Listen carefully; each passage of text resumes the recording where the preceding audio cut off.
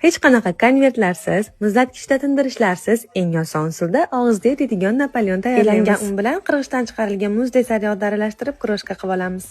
Muzday suvga bir dona tuxum chaqib aralashtirib, kroshkamizga qo'shamiz. Unlarini chetidan o'rtaga yig'ib, ko'p mushlamagan holatda yengil harakatlar bilan shunaqa xamir tayyorlab olamiz. Xamirga ko'p ishlov berilmaydi, chunki qo'l haroratida sariyog' erib ketishi mumkin. Teng 8 bo'lakka bo'lamiz. O'sha zahoti lis razmerida yoyib, chetlarini pichoq bilan kesib tashlab, duxovkada 250 gradusda 5 daqiqadan pishirib olamiz. Bu orada kir bo'lib ketgan idishimni Bavi super achisiga qaynoq suv quyib, yaltillatib tozalab yuvib oldim. Korjlarimiz ham tayyor bo'ldi. Ana endi kremini tayyorlaymiz. Xona haroratida erib turgan sariyog'ni mikserlab, ustidan quyiltirilgan sut quyib mikserlashda davom etamiz. Kremimiz ham tayyor. Korjlarimizni har birini orasiga krem surtib, Napoleonimizni yig'amiz. Chetlarini kesib olgan xamirimizni ham pishirib, ustiga kroshka qilib sepamiz. Hech qanaqa sir asrorlarsiz og'izda eriydigan pisochniy Napoleon tayyor. Siz ham albatta tayyorlab ko'ring. Ramazonda ibodatlarimizga va ro'zalarimizga quvvat bo'lsin.